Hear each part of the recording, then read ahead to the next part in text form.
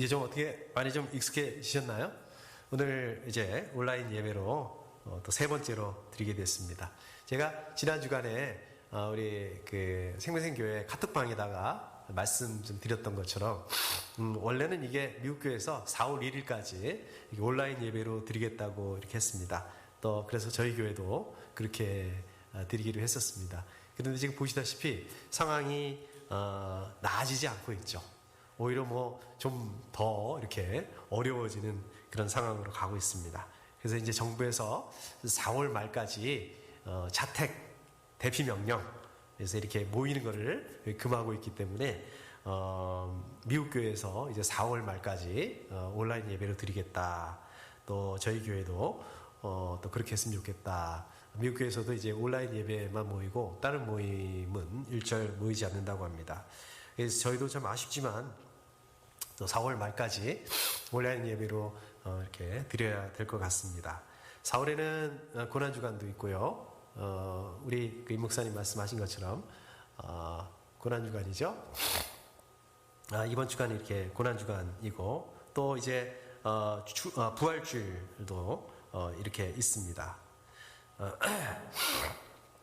특별히 이번에 우리 전사님하고 또 우리 하목사님하고 부활주일 준비해서 계획들을 좀 많이 하고 있었는데 아쉽습니다. 4월 말에는 야외 예배를 가려고 이렇게 벌써부터 예약을 해놨는데 이 장소가 셧다운 되는 바람에 갈 수가 없게 됐습니다. 그런데 야외 예배는 취소한 게 아니라 이렇게 나중에 상황이 좋아지게 되면 그게 언제가 될지 모르겠습니다. 이번 여름이 될 수도 있을 것 같고 이번 가을이 될 수도 있을 것 같고 아무튼 다시 계획을 세워서 야외 예배를 꼭 가시는 방향으로 해보도록 하겠습니다. 여러분들 오늘이 무슨 날인지 기억하시죠? 저도 이렇게 좀 요즘에는 너무 정신이 없습니다. 그래서 하루가 어떻게 지나가는지 모르겠습니다. 아까 우리 임 목사님 기도에서도 말씀하셨지만 오늘 종려주일입니다. 예수님께서 십자가에 고난받으시고 죽으시기 위해서 이제 나귀를 타시고 예루살렘에 입성하신 날입니다. 그리고 또 아까도 말씀드렸듯이 이번 주간은 고난주간이기도 합니다. 특별히 이번 금요일 성금요일이라고 하죠. 이제 예수님께서 고난받으시고 십자가 고난받으시고 십자가에서 죽으신 날입니다. 금, 토, 주일 이렇게 3일 만에 살아나신 날. 우리 임 목사님이 임성 목사님이 이거를 계산을 한번 해보셨다고 그러네요. 계산을 하니까 주일 아침에 부활주일 아침 7시에 부활하셨을 거다. 부활하셨다. 이제 우리 임 목사님이 이렇게 말씀을 하세요. 근데 보통 이렇게 부활주일 아침 예배를 새벽 예배를 6시에 드리거든요. 그래서 그거 틀렸다. 7시에 드리는 게 맞다. 이렇게 주장하십니다. 6시인지 7시인지 정확하게 알 수는 없지만은 아무튼 우리 주님께서 주일날 아침에 부활주일 아침에 부활하신 건 확실합니다. 이게 이제 부활주일 이렇게 되겠습니다. 그래서 이제 저희들 그동안에 사도행전 9장부터 12장 말씀 우리가 나누고 있었는데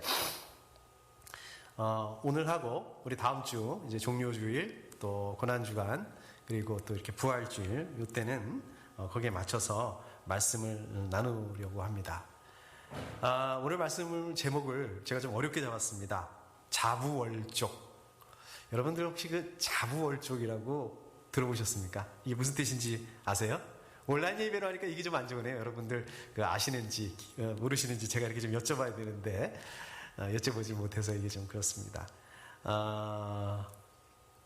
아마 모르시는 분들이 많으실 거예요. 처음 들어보시는 분들이 많으실 것입니다. 이게 자주 들어볼 수 없는 한자 성어입니다. 자부월족은 어떤 말이냐?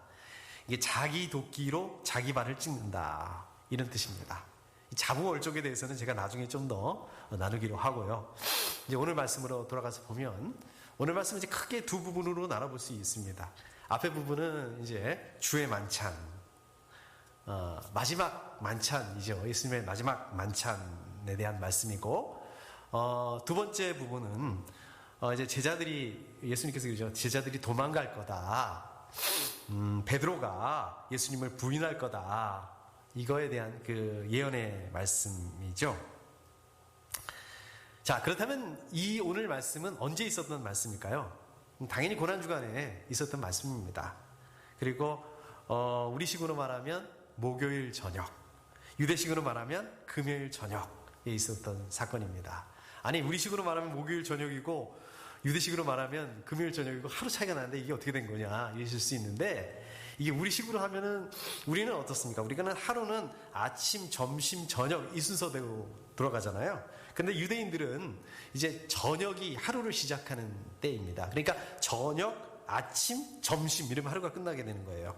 그러니까 우리식으로 따지면 아직 목요일 저녁입니다. 아직 목요일 저녁인데, 그런데 유대식으로 따지면 어떻습니까? 저녁부터 시작하니까 이제 새로 금요일, 벌써 금요일이 시작이 된 거예요. 그러니까 이게 하루 차이가 나는 게 아니라 사실은 똑같은 말인데, 목요일 저녁으로도 볼 수 있고 유대식으로 이제 금요일 저녁으로도 볼 수 있고 이렇게 볼 수 있다는 말씀입니다. 자, 그럼 여기는 어디냐? 어디입니까? 이 장소가 여러분 잘 아시는 그 유명한 마가의 다락방입니다. 이 마가 어떤 마가라고 그랬죠? 예, 이 마가복음의 저자, 예, 마가복음을 쓴 마가입니다. 그 마가입니다. 마가네 집이죠. 자, 그러면 왜 이렇게 모여서 만찬을 하는 건가? 예수님께서 이제 십자가에 죽으시게 되니까 만찬을 제자들을 위해서 그동안 수고했다.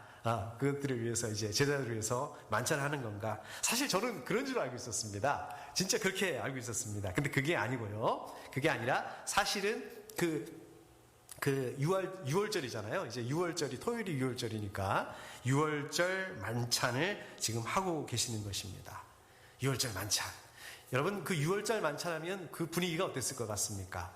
이제 다음날 이제 6월절이니까 좀 분위기도 좋고 막 왁자지껄 축하 분위기 그랬을 것 같은데, 그런데 분위기가 조금 달랐을 것 같습니다. 이 자리는, 특별히 예수님의 마지막 만찬 자리는 어땠을까요?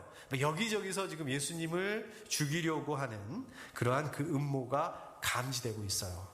또 예수님도 그래요. 제자들한테 자꾸 고난받으시고 죽으실 것이다, 자꾸 이런 말씀을 하세요. 제자들이 좀 이해는 안 가는데 어땠을까요? 좀 왠지 좀 불안했겠죠. 걱정도 되고, 이게 도대체 어떻게 될 건가? 예수님 메시아인데.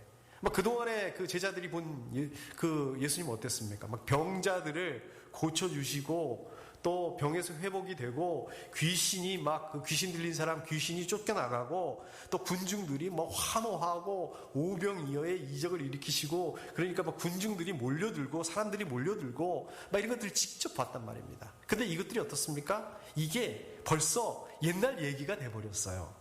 요즘에 그렇잖아요. 요즘 보게 되면 진짜 우리가 어저께 얘기했던 거는 이미 틀린, 지금은 맞지 않는 말이 되는, 너무 확 바뀌어요. 지금 보니까 이 코로나 이 사태를 보니까 그때는 이렇게 해야 된다, 그렇게 하면 안 된다, 그때는 이랬는데 지금은 그렇게 하면 안 된다, 막 이렇게 돼버리잖아요. 옛날 얘기가 돼버리지 않습니까?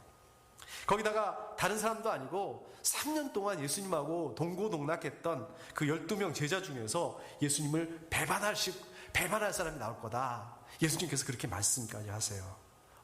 어떨까요? 뭐라고 말할 수 없는 그러한 그 슬픔, 또 공포 분위기, 막 이런 분위기가 꽉 누르는 그러한 그 만찬 자리, 그러한 자리였을 것 같습니다. 6월절 만찬은 보통은 그 하나님께서 그 이집트에서 그 어떻게 이스라엘 백성들을 구원해 내셨는지 막 이런 얘기들을 많이 나누는 그 자리였습니다. 그 어려운 가운데서 이스라엘 백성들을 구원하신 그 하나님께서 그 지금의 그 암울한 현실, 그 어려운 상황 가운데서도 지금 하나님께서 우리와 함께 하신다, 이런 것들을 강조하는 자리가 이 6월절 만찬 자리입니다. 그런데 오늘 말씀해 보니까 예수님께서 뭐라고 말씀하십니까? 22절에 보니까 예수님께서 빵을 들어서 축복하셨다고 말씀하고 있어요. 그리고 이렇게 말씀하십니다. 받아라, 이것은 내 몸이다 라고 말씀하고 있습니다. 받아라, 원어적인 뜻을 보면 이 손으로 잡으라는 말씀입니다.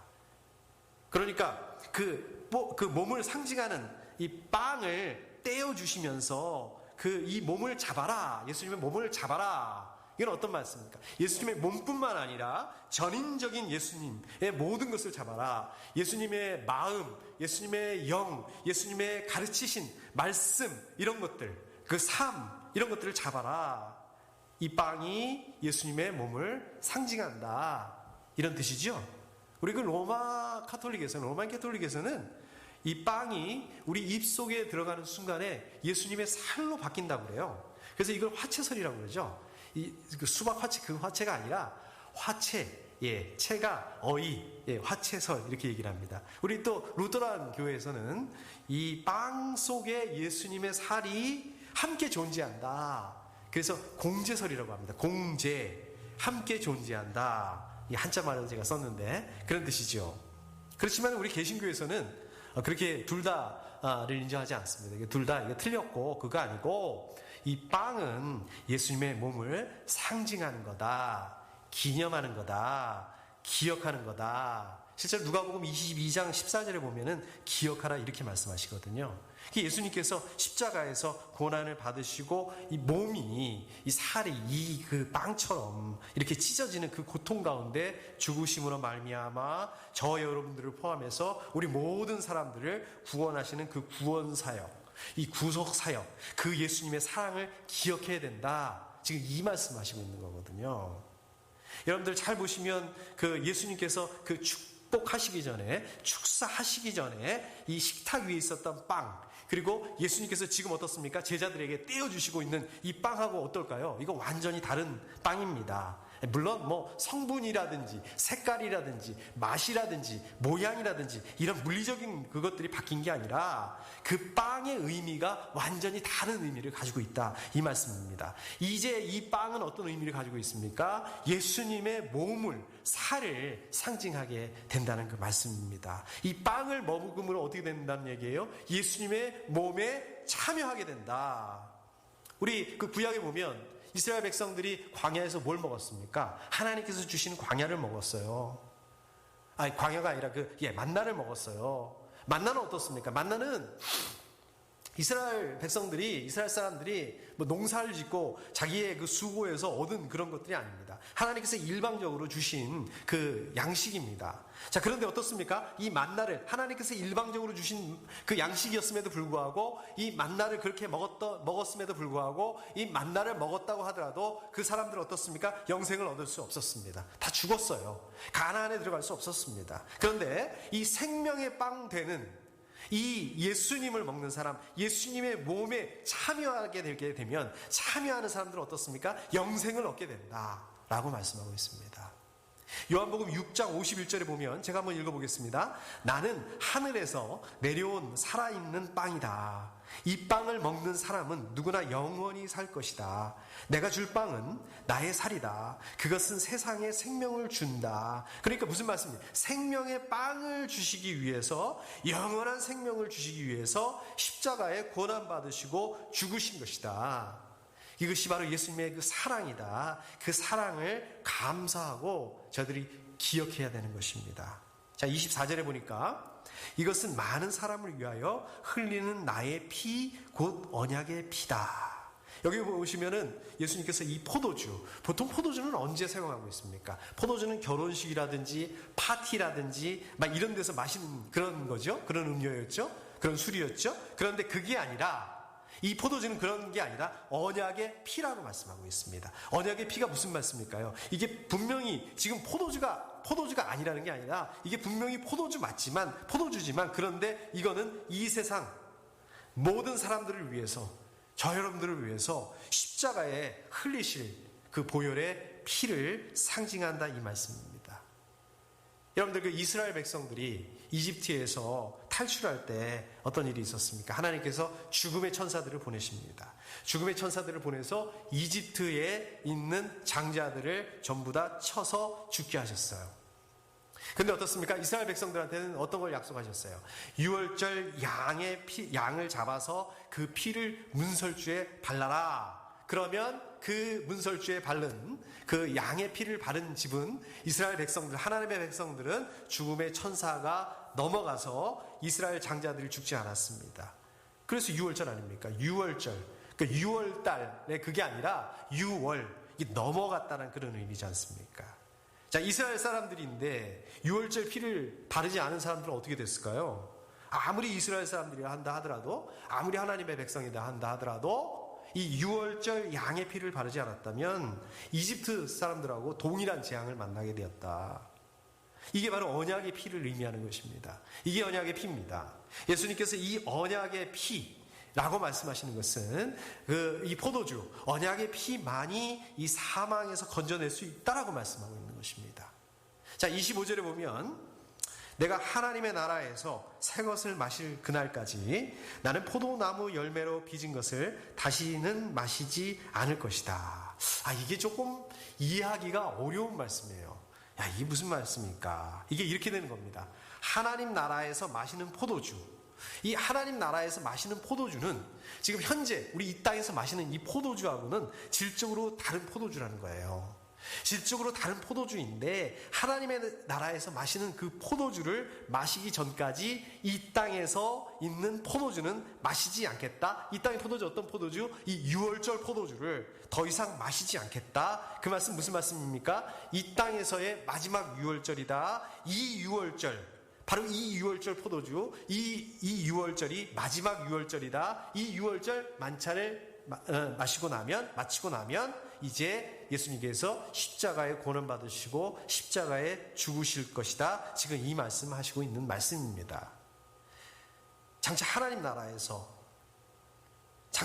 나라에서는 이 땅에서의 그 만찬, 그거하고는 질적으로 다른 그러한 만찬을 나누게 될 것이다. 이게 뭘까요? 이게 소망입니다.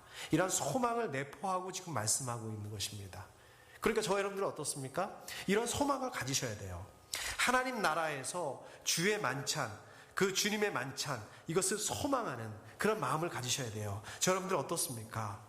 저 여러분들이 어떻게 알고 있습니까? 이 땅에서의 삶이 다가 아니에요. 이 땅에서의 삶이 끝이 아니라는 삶을 기억하셔야 됩니다. 우리가 이거 잘 알고 있죠. 교리적으로는 잘 알고 있는데 우리가 삶을 살다 보면, 실제적으로 삶을 살다 보면 마치 이 땅에서의 삶이 마지막인 것처럼 막 여기에 목숨 걸고 막 그렇게 살아갑니다. 더 이상 아무것도 없는 것처럼 막 정말 믿지 않는 사람들하고 똑같이 그렇게 살아갑니다. 그러나 그렇지 않다는 거예요.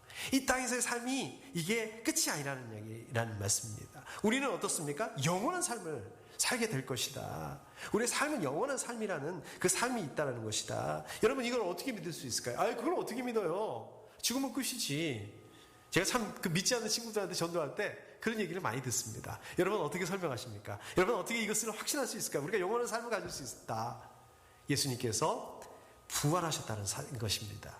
사실 저희가 예수님께서 십자가에 고난받으시고 죽으셨다, 이 말씀을 들었거나 우리가 이 말씀 생각하고 묵상할 때 그런 생각이 들어요. 그래, 맞아. 정말 예수님께서 나 때문에, 내 죄 때문에, 나 대신에 나를 구원하시기 위해서 고난받으셨지, 죽으셨지, 이게 동의가 됩니다. 그런데 우리는 좀 예수님의 부활하면 별로 감동이 없는 것 같습니다.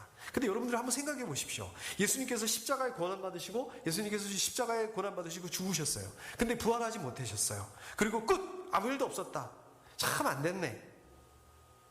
그런 사람들 많았거든요. 그 당시에 십자가에 죽은 사람들 많았습니다.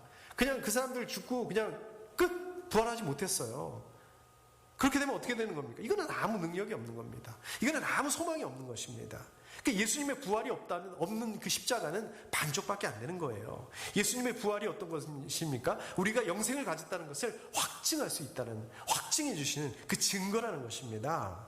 저 여러분들 어떻습니까? 매일매일 하루 3끼씩 밥을 먹습니다. 우리가 음식을 먹습니다. 음식을 먹어야지만 우리가 살 수 있어요. 음식 먹지 않고 우리가 어떻게 살 수 있습니까? 그런데 이 땅에서의 음식은 어떻습니까? 우리를 이 땅에서 살게 해주는, 우리의 생명을 연장시켜주는, 일정 기간 유지해주는 그런 역할을 합니다. 그러나 그 음식은 어떻습니까? 우리한테 영원한 생명을 줄 수 없다는 거예요. 그런 능력이 없습니다. 저 여러분들 장차 하나님 나라에서 나누게 될 만찬, 먹게 될 음식, 이 땅에서의 그 만찬하고는 질적으로 다른 우리에게 영생을 주는 그러한 그 만찬이 될 것이라는 것입니다. 그렇기 때문에 저 여러분들 어떻습니까? 어려운 일을 만나게 되더라도, 우리가 죽음 앞에 서게 된다 하더라도 이 소망, 영생에 대한 소망을 놓치지 말아야 된다는 얘기입니다. 요즘에 보면 참 어려운 시간입니다. 너무 힘든 시간입니다. 그런데 그럼에도 불구하고 우리는 이러한 그 영생에 대한 소망이 있기 때문에, 이 소망을 붙드실 수 있기 때문에 감사할 수 있기를 축복합니다. 자, 그런가 하면 27절 말씀, 너희가 모두 걸려서 넘어질 것이다. 이렇게 말씀하세요. 예수님께서 이렇게 말씀하세요. 너희가 모두 누굴 말하는 것입니까? 12명 제자들, 정말 너희가 모두, 그러니까 한 명도 빠짐없이 전부 다 예수님 배반할 거다. 정말로 예수님께서 제자들 입장에서는 충격적인 말씀을 하세요. 아니, 그동안에 이 제자들이 예수님하고 3년 동안 동고동락을 하면서 예수님의 그 초자연적인 그 이적들을 직접 눈으로 봤습니다. 목격을 했어요. 또 그 예수님의 말씀을 직접, 우리는 성경을 통해서 배우지만 이분들은 예수님의 말씀을 그 육성으로 직접 배운 사람들입니다. 그런데 제자들이 한 사람도 빠짐없이 전부 다 예수님을 버리고 도망갈 거다, 이 말씀이에요. 제자들 입장에서 어떻겠습니까? 너무 당황스럽죠. 너무 민망하기 짝이 없는 말씀이에요. 절대 그럴 리 없다, 이렇게 부인하고 싶지만 어떻습니까? 불과 몇 시간 뒤에 이게 현실이 되어버리고 말죠. 예수님의 말씀 전부 다 그대로 됩니다. 참, 우리 사람들은요, 이게 제자들뿐만 아니라 저 여러분들을 포함해서 우리 모든 사람들은 이 환난, 이 유혹 앞에서 너무 약합니다. 그냥 연약하게 무너져 내리는 이런 존재인 것 같아요. 막 어떻게 보면 굉장히 강해 보이는데 너무 연약합니다. 또 굉장히 지혜로운 것 같은데 너무 미련해요. 바보 같아요. 허점도 많고 약점도 많고, 사실 그런 존재이거든요. 사실 우리는 그거밖에 되지는 않습니다. 29절에 보니까 베드로가 이렇게 말하죠. 모두가 걸려 넘어질지라도 나는 그러지 않을 것입니다. 무슨 말씀입니까? 다른 사람들 예수님 다 배반한다고 한다 하더라도 자기는, 베드로는 절대로 배반하지 않을 거다. 이게 무슨 말씀이에요? 예수님께서 너무 충격적인 말씀을 갑자기 막 기습적으로 하니까 제가 보기에는 베드로가 지금 당황했어요. 아주 무척 당황했습니다. 그래서 다른 사람들은 몰라도 자기는 절대 배신하지 않는다.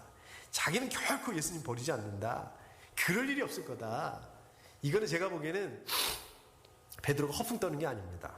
베드로가 괜히 하는 말이 아닙니다. 이거는 속마음이에요, 진짜. 예수님에 향한 베드로의 그 마음입니다. 예수님을 베드로 이렇게 사랑했고요. 또 예수님을 위해서 진짜예요. 목숨을 버릴 그럴 각오를 하고 있었다는 거예요. 근데 어떻게 됐습니까?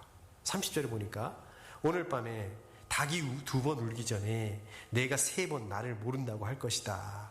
이거는 뭐 몇 년 뒤에, 앞으로 몇 달 뒤에, 뭐 며칠 뒤에, 그것도 아니에요. 몇 시간 뒤에, 오늘 밤에 닭이 2번 울기 전에 베드로, 네가 나를 3번이나 모른다고 할 거다. 3번, 이 무슨 뜻입니까? 이 말씀은 완전하게, 철저하게 부인하게 될 거다, 이 말씀이에요. 31절에 베드로가 이렇게 대답을 하죠. 내가 선생님과 함께 죽는 한이 있을지라도 절대로 선생님을 모른다고 하지 않겠습니다.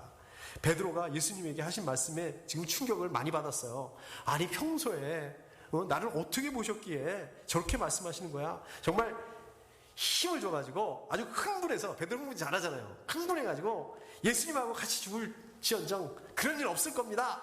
절대로 예수님 배신하는 일 없을 겁니다. 이미 베드로하고 자기들은 예수님과 함께 죽을 준비가 다 돼 있는 그런 사람들인데 예수님께서 말씀하신 일, 절대로 일어날 일이 없을 것입니다. 이거는 정말 천부당 만부당하신 말씀입니다. 아주 그냥 펄쩍 뛰고 이 말을 그냥 한 번 하는 게 아니라 여러 번에 걸쳐가지고 아주 큰 소리로 이렇게 얘기했던 것 같습니다. 자, 그런데 어떻게 되나요? 베드로 그리고 이 제자들, 이 마음하고는 전혀 정반대의 결과가 불과 몇 시간 뒤에 발생하고 맙니다. 이게 무슨 코미디 같아요? 그런데 저 여러분들도 뭐 이런 경우, 이 정도는 안 되겠지만은 우리 뭐든지 다 할 수 있는 것처럼 말하잖아요. 우리 특별히 그 남자분들 술 한잔 하시면은 이 증상이 막 심해지잖아요. 그래가지고 막 그 식구들한테, 막 친구들한테, 직장 동료들한테 막 큰 소리 친단 말이야. 야, 그냥 막 뭐든지 할 수 있는 것처럼 내가 다 해줄게. 막 이제 뭐든지 그냥 이렇게 다 해줄 수 있는 것처럼 약속을 합니다. 다짐을 합니다. 그런데 어떻습니까? 전혀 생각지 못한 그러한 행동을 내가 하고 있는 거예요. 결국은 그 약속을 지키는 거, 약속대로 행하는 거, 이게 내 의지, 내 힘, 내 뜻대로 하는 게 아니라는 거죠. 여러분들, 이게 믿음을 지킨다는 것도, 우리가 믿음을 갖는다는 거, 우리가 믿는다는 거, 하나님 앞에 그 약속을 행한다는 거, 이것도 마찬가지가 아닌가 생각합니다. 이게 내가 하나님 앞에서 내가 이렇게 해야지, 내가 내 힘으로, 내 스스로의 힘으로 못합니다. 내가 이 믿음을 지키는 이 믿음의 절개도 하나님의 도우심이 없다면, 정말 내가 믿는다는 그 자체도 하나님의 은혜가 없다면 이거 안 된다는 거예요. 이거 불가능하다는 말씀입니다. 자만에 빠지면 안 돼요. 우리 너무 자만에 빠져요. 여러분들 그 믿음조차도 지킬 수 없다는 그 존재라는 것을, 우리는 우리의 믿음을, 우리가 언제 이렇게 될지 모르는 이 존재라는 것, 연약한 존재라는 것을 우리가 인정할 수 있어야 됩니다. 겸손하게 고백할 수 있어야 됩니다. 여러분들 믿음 지키기 위해서 하나님께 도움을 구할 수 있어야 됩니다. 기도할 수 있어야 됩니다. 그럴 때만 저희 믿음을 지킬 수가 있는 거예요. 자, 마지막으로 28절로 우리 돌아가 보도록 하겠습니다. 28절에 가보니까, 자, 이렇게 말씀하세요. 예수님께서. 그러나 내가 살아난 뒤에 너희보다 먼저 갈릴리로 갈 것이다. 이제는 예수님께서 자기가 죽을 거다, 자기가 부활하실 거다, 이거를 아주 그냥 기정사실로 말씀하세요. 예수님께서 지금 십자가의 죽음을 향해서 지금은 달려가고 있지만, 가시고 있지만, 그 십자가의 죽으심이 끝이 아니다, 과정일 뿐이다라고 말씀하고 있는 거죠. 그게 끝이 아니라고 말씀하고 있는 거죠. 부활하신 다음에 내가 갈릴리로 가서 기다리고 있을 거다. 갈릴리가 어떤 곳입니까? 갈릴리는 예수님께서 우리 제자들을 처음 만난 곳이에요. 예수님께서 갈릴리에서 이 제자들을 부르신 곳입니다. 그런데 예수님께서 부활하신 다음에 그 갈릴리, 제자들을 처음 만난 그 갈릴리를 먼저 가셔서 제자들을 기다리고 있겠다. 제자들은 어떤 상태일까요? 그때는 어떤 상태일까요? 실패한 상태예요. 그냥 다 도망가버린, 배반해버린 그런 상태예요. 그러나 그럼에도 불구하고 이 다 배반하고 다 실패하고 도망가버린 이 제자들을 내가 거기 가서 기다리겠다, 다시 출발할 수 있도록, 새롭게 출발할 수 있도록 그렇게 하겠다, 이 말씀입니다. 제자들은 예수님 배신할지 모르겠지만 예수님께서는 그럼에도 불구하고 제자들을 기다리시겠다, 제자들과 함께 하시겠다, 제자들과 함께 하시면서 제자들을 인도하시겠다, 이 말씀입니다. 여러분, 다시 살아나시겠다, 다시 살아나셔서 내가 기다리겠다, 내가 함께 하겠다, 이 말씀 무슨 말씀입니까? 다시 살아나시겠다는 이 말씀은 그냥 단지 정신적인 스승이 되겠다, 정신적인 지주가 되겠다, 정신적인 그 지주의 역할을 하겠다, 이러한 말하고는요, 이거는 차원이 다른 말씀입니다. 이 말씀 무슨 말씀입니까? 예수님의 말씀은 삶의 현장에서 정말 구체적으로 함께 하시겠다, 진짜 실제적으로 하시겠다, 인도하시겠다, 이 말씀이거든요. 그렇기 때문에 어떻습니까? 저여러분들도 마찬가지입니다. 저여러분들도 살아나신, 부활하신 예수님 매일매일 만날 수 있는 거고요. 이 부활하신 예수님께서 정말로 저희를 도우시고 인도하시겠다는 그 말씀입니다. 여러분들이 언제 어디서 뭘 하든 간에 거기서 우리 주님 함께 하시고 함께 하신다는 말씀입니다. 그렇기 때문에 어떻습니까? 우리가 기도하는 거 응답되지도 않는 것 같고, 에이 기도하면 뭐해, 맨날 기도해봤자 응답되지도 아니라는 거예요. 이게 공허한 게 아니라는 것입니다. 왜? 함께 하시겠다라고 말씀하시고 부활하셨기 때문에, 그냥 그 부활하시겠다, 부활하셨다, 부활하신 다음에 기다리겠다, 함께 하겠다, 그냥 이게 상징적으로 약속하는 게 아니라 이게 어떤 약속입니까? 실제적이고 구체적이고 그런 약속입니다. 저 여러분들도 동일하게 적용되는 것입니다. 그러니까 저 여러분들 기도할 때 어떻게 기도해야 됩니까? 구체적으로 기도하셔야 돼요. 실제적으로 기도하셔야 돼요. 여러분들, 예수님께서 베드로 또 그리고 제자들이 전부 다 예수님 배신하고 도망갈 거라는 것을 아셨어요. 또 이렇게 이 제자들이 연약한 존재라는 것들을 잘 아시면서, 그럼에도 불구하고 예수님께서는 이 제자들을 신뢰하십니다. 믿어주세요. 이 사실을 기억하셔야 됩니다. 누가복음 22장 32절에 보면 예수님께서 베드로에게 이렇게 말씀하십니다. 그러나 나는 네 믿음이 꺾이지 않도록 너를 위하여 기도하였다. 내가 다시 돌아올 때에는 네 형제를 굳세게 하여라. 놀랍지 않습니까? 예수님께서는 베드로가 배신할 거를, 부인할 거를 하시면서도 여전히 베드로를 신뢰하고 믿으시면서 베드로에게 오히려 사명까지 맡겨주십니다. 여러분들 어떻습니까? 우리 자랑할 게 없어요. 우리 내세울 게 없습니다. 정말 저희가 내세울 게 있어가지고, 정말 하나님께서 저와 여러분들에게 사명을 맡겨주시고 그런 거 아닙니다. 여러분들 어떤 존재입니까? 넘어지고, 또 넘어지고, 또 시험에 들고, 시험에 또 들고, 이미 그런 걸 아신다는 얘기예요. 그런 것들을 아심에도 불구하고 하나님께서는 저와 여러분들을 여전히 신뢰해 주신다는 것입니다. 하나님께서는 저와 여러분들을 여전히 믿어주시고 사랑해 주시고 기회를 주시고 사명을 맡겨주신다는 말씀입니다. 그러니까 저희들은 어떻게 해야 됩니까? 고린도전서 4장 2절을 보시면 이렇게 말씀하고 있습니다. 이런 경우에 관리인에게 요구하는 것은 신실성입니다. 이걸 새 번역으로 보니까 좀 이렇게 확 와닿지가 않습니다. 개역개정, 우리 옛날 번역으로 보면 제가 한번 읽어드릴게요. 그리고 맡은 자들에게 구하는 것은 충성이니라. 이렇게 말씀하고 있습니다. 여러분들이 할 수 있는 건 뭐라고요? 신실성, 충성, 이거밖에 없다는 거예요. 이게 전부라는 것입니다. 그냥 우리는 최선을 다하는 수밖에 없다는 얘기입니다. 아주 간단하고 아주 쉬워 보이고 아주 작은 일, 그까짓 거 최선을 다해? 그런 게 어디 있어요? 작은 일이 어디 있냔 말이에요. 여러분들이 최선을, 무슨 일이든지 있어서 정말 최선을 다할 수밖에 없습니다. 여러분들 최선을 다하실 수 있기를 축복합니다. 자, 이제 말씀을 정리하도록 해보겠습니다. 이번 주간 고난주간입니다. 정말 고난주간이 매년마다 돌아오잖아요. 고난주간이 매년마다 이렇게 돌아오는데, 또 이렇게 올해처럼 철저하게 고난주간을 고난주간답게 보내는 것도 참 처음인 것 같습니다. 아무리 고난주간, 아무리 고난이 힘들고 고통스럽고 그래도 그렇지 이렇게 또 온라인 예배로 드리고 우리 생명생 가족들이 다 모이지도 못하고 참 이랬던 적은 처음인 것 같습니다.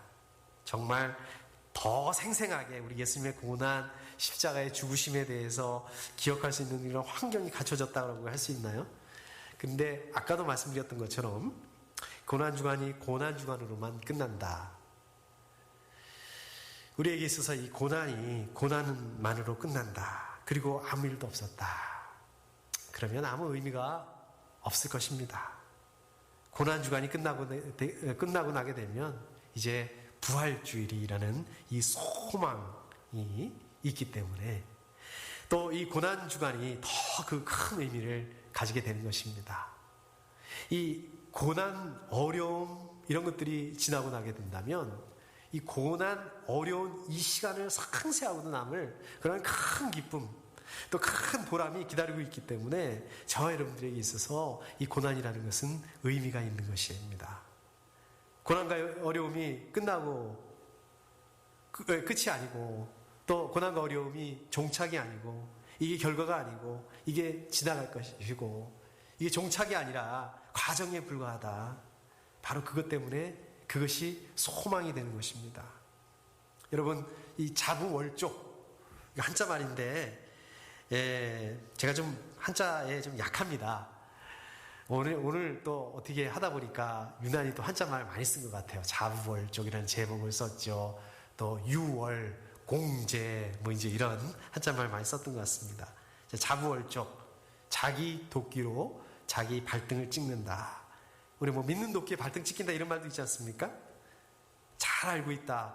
정말 내가 그 부분은 잘한다. 이러다가 조심하지 않으면 낭패를 당할 수 있다. 이제 이런 뜻입니다. 자부월족이라는 게 자기의 그 연약함, 자기의 그 한계를 모르고 자만하고 있다가 실수하고 낭패를 당할 수 있다. 그리고 후회하는 경우가 많다. 이제 이런 뜻입니다. 요즘에 그 코로나 바이러스를 보면 참 그런 것 같아요. 그 동안에 우리 사람들이 어떻습니까? 하나님 없이 다 할 수 있는 것처럼 그랬잖아요. 과학의 힘으로, 의학의 힘으로 다 할 수 있는 것처럼 그러지 않습니까? 근데 이건 바이러스 눈에 보이지도 않는 거예요. 정말 현미경으로도 안 보입니다. 이게 전자현미경으로나 봐야지 보일 수 있는 그런 것입니다. 근데 어떻습니까? 이것 때문에 모든 게 스탑이 됐습니다. 전 세계의 수도라고 할 수 있는 정말 그 청송 같은 그 뉴욕시, 정말 전 세계의 경제, 금융, 이거를 그냥 완전히 그 좌지우지하는 맨하탄, 언제나 사람들이 버글버글 모여들고 또 그 넘쳐나고 북야성 같은 타임스퀘어 광장. 그런데 어떻습니까? 사람들이 뚝 끊기고 이게 마치 모든 게 멈춰선 것 같아요. 제가 그 사진을 보고 있는데 이 자부월족이라는 말이 생각이 나더라고요. 자기 도끼로 자기 발등을 찍었구나. 제가 지난 주 중에 정말 그 생각지도 않았는데 기쁜 일이 있었습니다. 이게 어려운 일 가운데 어떤 기쁜 일이 있었을까? 이 지역 교회인데요. 아주 큰 교회도 아니에요. 그냥 저희 교회보다 조금 큰 규모의 교회인데 담임 목사님께서 저한테 전화를 하셨어요. 요새 그 안 힘든 분들이 어디 있고 안 힘든 교회가 어디 있습니까? 그런데 그 교회에서 이제 그 재정을 좀 이렇게 모아서 자기들보다 더 작고 힘들고 어려운 교회에게 재정을 이렇게 돕고 있는데 저희 교회를 좀 돕고 싶다는 거예요. 속으로는 와, 복음이네, 정말 감사하네, 이렇게 생각을 했는데 또 어떻게 또 체면이 있어서 그렇게 얘기를 합니까? 그래서 제가 그렇게 얘기했습니다. 저희보다 더 어려운 교회들이 많이 있을 텐데 그 교회들을 먼저 도와주셨으면 좋겠습니다. 제가 이렇게 얘기를 했는데 또 목사님께서 한사코 저희 교회를 이렇게 도와주신다고 그래서 또 감사하게 이렇게 받게 되었습니다. 그러고 있는데 아마 그 같은 날이었던 것 같아요. 이 BGCT라고 우리 텍사스 주총회입니다. 주총회인데 거기서 이제 이메일이 왔어요. 재정적으로 어려운 교회들이 많이 있기 때문에 이 재정 도움이 필요한 교회들은 신청을 해주면 자기들한테 신청을 하면 자기들이 돕겠다, 이런 그 이메일이었습니다. 그래서 얼른 신청을 했죠. 자, 그러고 있는데 그날 저녁에 또 SBTC, 여기도 이제 텍사스 주총회인데 조금 다른 기관입니다. 주총회인데 여기서도 이제 그 재정 도움이 필요한 교회는 신청해라, 이제 그러한 그 이메일이 왔습니다. 그래서 또 거기도 이렇게 신청을 했죠. 근데 그 다음 날인가 이제 저한테 전화가 왔는데요. 모르는 전화번호로 이렇게 전화가 왔습니다. 그래서 이제 전화를 받았죠. 그랬더니 SBTC라고 그러는 거예요. 그래서 이게 어저께 저녁에 제가 그 SBTC 재정 신청한 것 때문에 아마 그거 확인하려고 이렇게 전화했나 보다. 야, 지금부터 막 죽는 소리를 좀 이렇게 막 짜내서 이렇게 해야 되는 건가? 막 그 짧은 순간에 막 머리가 막 픽픽픽 돌아갔습니다. 확 돌아갔습니다. 자, 근데 이제 저한테 그렇게 얘기를 하는 거예요. 그쪽에서 전화기로 기도할 테니까 좀 기도 제목을 나눴으면 좋겠다. 기도 제목을 나눠줬으면 좋겠다. 아무리 기도 제목이라도 어저께 신청한 그거하고 좀 관계가 있지 않을까 싶어가지고 제가 그냥 죽는 소리를 좔좔좔, 제가 그렇게 죽는 소리를 좔좔좔, 그것도 영어로 그렇게 할 수 있을지 정말 예전에는 몰랐습니다. 그런데 그렇게 힘든 얘기를 이게 다 했어요. 다 하고 나니까 마음이 후련하더라고요. 제가 어디 가서 이렇게 교회 힘든 얘기를 하겠습니까? 우리 다른 교회들도 다 힘든데 다른 목사님들한테 어디다 이 얘기를 할 수 있겠습니까? 그런데 그렇게 나누고 나니까 이제 마음이 편해지는 것 같더라고요. 근데 그러고 나서 그분이 이제 전화로 저와 저희 교회를 위해서 기도해 주는데 이게 얼마나 감사하던지요. 저는 솔직히 그 전에 아까 우리 주변 교회도 그렇고 BGCT, SBTC, 죄송합니다만은 솔직히 동역자라는 생각을 그렇게 많이는 안 했던 것 같아요. 그냥 우리 생명생교회하고는 별로 관계없는, 아까 그 교회는 바로 우리 교회 근처에 있습니다. 그리고 또 같은 지방의 소속이에요. 우리 생명생교회가 BGCT, SBTC 이 두 그 기관에 이게 소속이 되어 있는 교회입니다. 그런데 그냥 우리하고는 별로 아무 관계없는 그냥 기관, 이렇게 생각을 했습니다.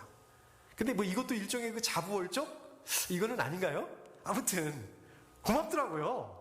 이게 재정을 지원해준다 이런 걸 떠나서 막 이렇게 어려울 때 혼자가 아니구나, 이렇게 어려울 때 힘들지 않냐 이렇게 물어주는 사람이 있다는 거에 대해서 정말 감사하더라고요. 물론 우리 하나님께서 우리 교회에 함께 하십니다. 우리 생명생교회에 함께 하시고 우리 생명생교회에 인도하시고 정말 좋은 곳으로 주실 거예요. 저 믿습니다. 그런데 이렇게 수직적인 관계뿐만 아니라 이런 수평적인 관계, 믿음의 동역자들, 힘들 때 힘들지 않냐고 이렇게 물어봐주는 이 사람들, 기도해주고 정말 작지만 나눌 수 있는 마음, 이 고난 주간에, 이 고난의 시간에, 어렵고 힘든 시간 물론 지나갑니다. 지나가요. 그런데 이렇게 마음을 나눌 수 있는 이 믿음의 식구들이 함께 할 때 좀 더 쉽게, 좀 더 좀 여유 있게 즐거운 마음으로 갈 수 있지 않을까? 그런 거 아닌가? 저 여러분들 정말 힘들어요. 힘듭니다. 그런데요, 나 혼자 힘들다 하면 정말 너무 힘들고 점점 더 힘들어지고 계속 힘들어지고 팔자 타령 나오고 내가 이러려고 미국에 왔나? 한국에 지금 좋다는데. 그런데 저 여러분들이 이렇게 마음을 나누고 기도하고 같이 또 기도해주고 서로 위로해주고 격려해주고 이게 뭐 실질적인 도움이 안 돼도 좋습니다. 요즘에 우리 대웅 형제님이 카톡방에서 활약을 많이 하잖아요. 막 웃기는 우스운 그런 내용들, 글도 막 올려놓고 활약이 대단합니다. 우리 또 김미희 집사님 거기다 또 댓글 달아주시고 재밌다 이렇게 댓글도 달아주시고 막 그러니까 정말 힘이 되는 것 같습니다. 자, 우리가 같이 이러다 보면 벌써 지나갔네? 벌써 부활이네? 이렇게 되는 거거든요. 가만히 생각을 해보면 저 여러분들 우리 한 사람 한 사람들 놓고 보면 사실은 자부월적 할 수밖에 없는 그런 존재입니다. 그냥 도끼를 가지고 그게 내 발등인지도 모르고 찍는 그런 존재인지도 모르겠습니다. 그냥 베드로 제자들처럼 목숨 걸겠습니다 그랬는데 막상 어려움 만났을 때는 그냥 나 몰라라, 나 먼저 살자, 그런 존재인지 모르겠습니다. 그렇지만은 그 자부월적할 수밖에 없는 저 여러분들이 서로 격려하고 서로 위로하고 기도하고 기도해주면 아이고 그렇게 하시면 자부월적 하시는 거예요. 그렇게 하시면 지금 도끼로 제 발등 찍는 겁니다. 우리가 서로 이러면서 이 시간들, 이 고난주간 좀 예수 그리스도의 사랑, 십자가에 우리를 사랑하시되 십자가에 죽기까지 사랑하신 그 사랑, 그 풍성한 하나님의 은혜를 지금 기억하고 또 나누고 그럴 수 있으면 좋겠습니다. 그렇게 이 고난주간 함께 지나갈 수 있었으면 좋겠습니다. 그렇게 되실 수 있기를 축복합니다.